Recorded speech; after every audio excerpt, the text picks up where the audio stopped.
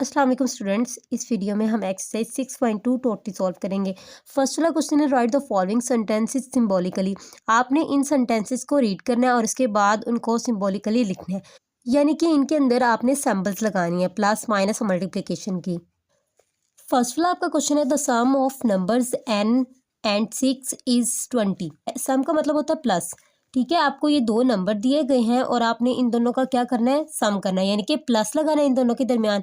Is का मतलब है इक्वल, यानी कि इन दोनों का जो सम है ना वो किसके इक्वल है, 20 के। तो इसको किस तरह लिखेंगे, पहले ये नंबर लिखेंगे, उसके बाद उसने जो कंडीशन दी है, प्लस की कंडीशन दी है सम की, तो यहाँ पे प्लस आ जाएगा, उसके बाद 6 और इसकी जगह इक्वल और आगे 20 है तो ये 20 आ जाएगा। ठीक है, उसके बाद सेकंड वाला है the difference of numbers n and 27 is 5। अब डिफरेंस का मतलब होता है माइनस। ठीक है, अब आपने इन दोनों नंबर्स के दरमियान कौन सी कंडीशन अप्लाई करनी है, माइनस की, और इसका मतलब है इक्वल, तो वो किसके बराबर होगा, 5 के। तो पहले ये नंबर लिखेंगे, उसके बाद माइनस लगाएंगे क्योंकि उसने डिफरेंस की बात की है, उसके बाद 27 लिखेंगे, इसकी जगह आपका इक्वल आ जाएगा और आगे आपका 5 आ जाएगा। उसके बाद क्वेश्चन नंबर 3 है 4 times a number n is less than 7। अब एक नंबर है वो 4 टाइम्स है और वो नंबर आपका कौन सा है, n। ये जो नंबर है ये आपका 4 टाइम्स है। टाइम्स का मतलब होता है मल्टीप्लाई, प्रोडक्ट। तो n जो है वो 4 टाइम्स है, तो पहले हम लिख लेते हैं 4n। ठीक है, इज लेस देन 7। अब ये जो नंबर है वो लेस देन किससे है, 7। तो ये लेस देन का सिंबल आ गया और ये आपका 7 आ गया। ठीक है, यानी कि 4n जो है वो लेस देन किससे है, 7 से। जो चीज़ आपकी छोटी होती है उसकी तरफ इस सिंबल का एज आता है और जो चीज़ बड़ी होती है उसकी तरफ इस सिंबल का ये खुला फेस आता है। ठीक है, तो ये 4n छोटा है 7 से। क्वेश्चन नंबर 4 है 2 times a number n is more than 25। अब 2 टाइम्स की बात कर रहा है, तो इधर पहले 4 टाइम्स था तो हमने 4 लिखा, अब इधर 2 टाइम्स कह रहा है तो हमने मल्टीप्लाई करना है, लेकिन स्टार्ट में अब क्या आ जाएगा, 2। तो n के साथ क्या आएगा, 2n। ठीक है, क्योंकि उसने 2 टाइम्स अ नंबर n की बात की है, तो n के साथ 2 आ जाएगा। अब वो अब यहाँ पे कंडीशन दे रहा है इज मोर देन, यानी कि बड़ा है, ग्रेटर है, तो यहाँ पे ग्रेटर देन का सिंबल आ जाएगा और आगे क्या आ जाएगा, 25। तो इसका मतलब जो 2 है ना वो ग्रेटर है 25 से। फर्स्ट वाले पॉइंट को हमने क्लियर कर लिया है। सेकेंड वाला क्वेश्चन है which of the following statements are true and which are false. आपको कुछ स्टेटमेंट्स दी गई हैं, इनको चेक करने के बाद ये बताना है कि ये स्टेटमेंट ट्रू है या फॉल्स। फर्स्ट वाला आपका क्वेश्चन है सम ऑफ 5 एंड 8 इज 20। तो इस स्टेटमेंट को पहले देखेंगे, प्रूफ करेंगे कि ये वाकई सही स्टेटमेंट कह रहा है या नहीं। अगर तो ये प्रूफ हो गया कि ये स्टेटमेंट ट्रू है तो फिर हम यहाँ पे ट्रू लिखेंगे, अगर ये स्टेटमेंट फॉल्स हुई तो यहाँ पे फॉल्स आएगा। अब वो कह रहा है कि दो नंबर है, एक 5 और एक 8, तो उसका क्या करना है, सम करना है, 5 प्लस 8। ठीक है, और इज का मतलब इक्वल, और वो किसके है, 20 के। कि वो कंडीशन आपको ये दे रहा है कि अगर आप 5 और 8 को ऐड करो तो आपका 20 के इक्वल आएगा। इसको हम चेक कर लेते हैं, 5 में अगर 8 ऐड करें ये तो आपका 13 बनता है, तो ये तो 20 के इक्वल नहीं आ रहा है ना, तो ये की फॉल्स स्टेटमेंट है, तो यहाँ पे क्या आ जाएगा, फॉल्स। उसके बाद है प्रोडक्ट ऑफ 3 एंड 10 इज 30। अब वो ये स्टेटमेंट दे रहा है कि अगर आप 3 और 10 को मल्टीप्लाई करें तो उसका आंसर 30 आएगा। तो यहाँ पे हम 3 मल्टीप्लाई 10 इज इक्वल टू 30 लिखते हैं। अब 3 को 10 से मल्टीप्लाई किया तो 30 ही आएगा। इसका मतलब है ये स्टेटमेंट आपकी ट्रू है, तो यहाँ पे क्या आ जाएगा, ट्रू। उसके बाद है 9 प्लस 19। वो ये कह रहा है कि अगर आप इसको ऐड करोगे तो आपका आंसर 28 आएगा। तो अगर हम इनको ऐड करें तो आपका आंसर 28 ही आता है, तो इसका मतलब है ये भी इसकी स्टेटमेंट ट्रू है, तो यहाँ पे आपका क्या आ जाएगा, ट्रू। क्वेश्चन नंबर 4 है 6 प्लस 8 माइनस 2। तो वो ये कह रहा है कि अगर आप इसको माइनस करने के बाद जो नंबर आएगा उसको 6 में ऐड करेंगे तो आपका आंसर जो है वो 0 के इक्वल आएगा। तो इसको चेक कर लेते हैं, ये 6 वैसे 8 में से 2 माइनस करेंगे तो 6। ठीक है, तो इन दोनों को ऐड करने से तो ये आपका 12 आ रहा है, इसका मतलब ये इक्वल नहीं है, तो ये स्टेटमेंट आपकी फॉल्स है, तो यहाँ पे फॉल्स आ जाएगा। क्वेश्चन नंबर 5 है 7 ओवर 8 प्लस 3 ग्रेटर देन 16। वो ये कह रहा है कि अगर आप इसको सॉल्व करें जो इसका आंसर आएगा वो ग्रेटर देन 16 आएगा।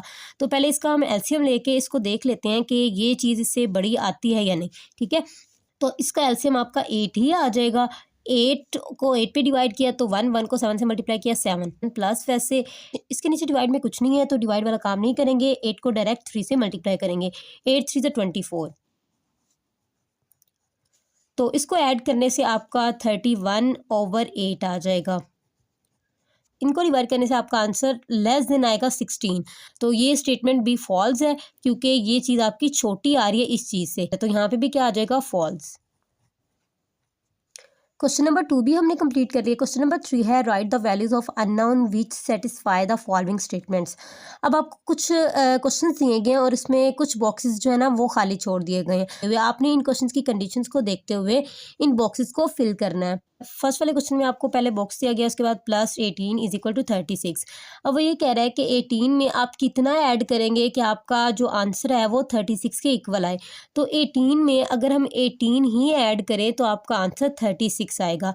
ठीक है, उसके बाद है 3:5 प्रोपोर्शन बॉक्स रेशो 10, यानी कि वो ये कह रहा है कि यहाँ पे अब आपका क्या नंबर आएगा। तो इसको चेक कर लेते हैं। 3 को 10 से मल्टीप्लाई करें तो आपका क्या आएगा, 30। तो अब यहाँ पे हमने ऐसा नंबर लिखना है जिसको 5 से मल्टीप्लाई करें तो 30 आए। ठीक है, क्योंकि हमने इस प्रोपोर्शन को इक्वल लाना है। तो 3 को 10 से मल्टीप्लाई किया तो 30 आएगा।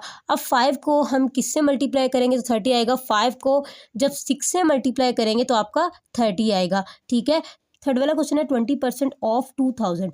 अब आपने इसको सॉल्व करना है और बताना है कि इसका आंसर किसके इक्वल आता है। तो इसको सॉल्व कर लेते हैं। 20 और इस परसेंट का 100 होता है वो नीचे आ जाएगा, इस ऑफ की जगह मल्टीप्लाई, और ये 2000 वैसे। अब ये 2 जीरोज इसके साथ कट हो गई। अब 20 को जब 20 से मल्टीप्लाई करेंगे तो आपका 400 आ जाएगा। इसका मतलब है यहाँ पे आपका क्या आएगा, 400। क्वेश्चन नंबर 4 है 2/5 प्लस डैश = 1/10। यहाँ पे आपने ऐसी कौन सी फ्रैक्शन लिखनी है जिसका एलसीएम लें तो आपका आंसर 1/10 आए। तो इसके लिए क्या करेंगे, हम इस नंबर को उस साइड पे लेके जाएंगे। इस साइड पे 1/10 वैसे ही रहेगा, ये 2/5 इधर आके माइनस हो जाएगा, तो इसका एलसीएम आपका 10 आ जाएगा। ठीक है, 10 को 10 पे डिवाइड किया, 1 को 1 से मल्टीप्लाई किया 1 माइनस, वैसे 5 और 10 को डिवाइड करने से 2 आएगा, 2 को 2 से मल्टीप्लाई किया 4। तो जब आप इसको -4 में से 1 गए तो आपका माइनस का 3 आएगा, क्योंकि बड़ी अमाउंट के साथ माइनस है, नेगेटिव साइन है, तो नीचे आपका 10 आ जाएगा। तो क्या आ गया, -3/10। इसका मतलब है यहाँ पे आपकी क्या अमाउंट आ जाएगी बॉक्स के अंदर, -3/10। यानी कि जब आप इन दोनों को सॉल्व करोगे तो आपका आंसर क्या आएगा, 1/10। क्वेश्चन नंबर 5 है 7/11 + 1/22। तो वो ये कह रहा है कि ये किसके इक्वल आएगा। अगर इनका एलसीएम लें तो ये किसके इक्वल आएगा, तो इसका एलसीएम लेते हैं। इन दोनों का एलसीएम आपका 22 आएगा। 11 और 22 को डिवाइड किया तो 2 आ जाएगा, 2 को 7 से मल्टीप्लाई किया तो 14 आ जाएगा, क्योंकि 2 7 14 होता है, प्लस 22 को 22 पे डिवाइड किया, 1 को 1 से मल्टीप्लाई किया 1। अब इन दोनों को ऐड किया 15/22, तो आपका क्या आ जाएगा, 15/22। यहाँ पे लिख देते हैं 15/22। क्वेश्चन नंबर 3 हमारा कंप्लीट हो गया। क्वेश्चन नंबर 4 है identify the constants and variables. In questions में आपने कांस्टेंट और वेरिएबल्स को आइडेंटिफाई करना है। कांस्टेंट और वेरिएबल्स क्या होते हैं, पहले उसको डिस्कस करते हैं। यहाँ पे वेरिएबल्स की डेफिनेशन लिखी हुई है, a variable is a symbol और letter of alphabet that represents a quantity the value of which is not known. Variable alphabet का वो लेटर और सिंबल होता है जो उस क्वांटिटी को रिप्रेजेंट करता है जिसकी वैल्यू हमें पता नहीं होती, अननोन वैल्यू को रिप्रेजेंट करता है। कांस्टेंट क्या है, a constant is a quantity whose value remains unchanged. Constant वो है जिसकी क्वांटिटी चेंज नहीं होती, वो फिक्स रहती है। ठीक है, यहाँ पे ये टेबल दिया हुआ है, इसके अंदर आपको बताया हुआ है ये एक्सप्रेशन है। ठीक है, उसके बाद इसमें से आपने वेरिएबल्स और कांस्टेंट सेपरेट करने हैं। जो अल्फ़ाबेट लेटर्स है ना, जो अल्फ़ाबेट लेटर्स हैं वो आपके वेरिएबल्स होंगे, जितने भी अल्फ़ाबेट A to Z। ठीक है, स्मॉल, और जो ये आपकी न्यूमेरिकल वैल्यूज़ हैं, डिजिट्स हैं, ये आपके कांस्टेंट्स कहलाएंगे। ठीक है, फर्स्ट वाला क्वेश्चन है n + 9 = 0। यहाँ पे मैंने लिखा है कांस्टेंट और वेरिएबल। जो न्यूमेरिकल वैल्यू है वो हमारे कांस्टेंट है, यानी कि जो नंबर है हमारे वो हमारे कांस्टेंट है। तो इस क्वेश्चन में आपको कौन से नंबर नज़र आ रहे हैं, एक 9 और एक 0 है, तो यहाँ पे आपका 0 और 9 ये कांस्टेंट है। वेरिएबल वो हैं जो अल्फ़ाबेट है, अल्फ़ाबेट लेटर जितने भी हैं वो आपके वेरिएबल हैं। तो इसमें आपका अल्फ़ाबेट सिर्फ एक ही है, वो है n। वेरिएबल आपका क्या आ जाएगा, n। ठीक है, इसको आप सी और वी से भी रिप्रेजेंट कर सकते हैं, तो यहाँ पे मैंने सिंपली सी और वी लिख दिया है। अब सेकंड वाला है 7p + 2 = 9। इस क्वेश्चन में आपके टोटल कितने नंबर्स हैं? 7 है, 2 है, 9 है। यहाँ पे 7 आ गया, 2 और 9 ये कांस्टेंट आ गए। उसके बाद अब इस क्वेश्चन में अल्फ़ाबेट कौन सा है? अल्फ़ाबेट लेटर सिर्फ एक ही है और वो है पी, तो ये हमारा वेरिएबल है। तो यहाँ पे वेरिएबल के आगे आपका क्या आ जाएगा? पी। क्वेश्चन नंबर 3 है 1/3 xy। अब इसमें आपका नंबर क्या है? कांस्टेंट कौन सा है आपका इसमें? 1/3। और इसमें वेरिएबल कौन से हैं? अल्फ़ाबेट कौन से हैं? एक्स और वाई। उसके बाद है 7i + 4 = 9। तो इसमें कांस्टेंट कौन से आपके? 7 4 9, क्योंकि ये नंबर है 7 4 9। उसके बाद इसमें अल्फ़ाबेट कौन सा है? आई। तो वेरिएबल में क्या आ जाएगा? आई। क्वेश्चन नंबर 5 है m + n + 8।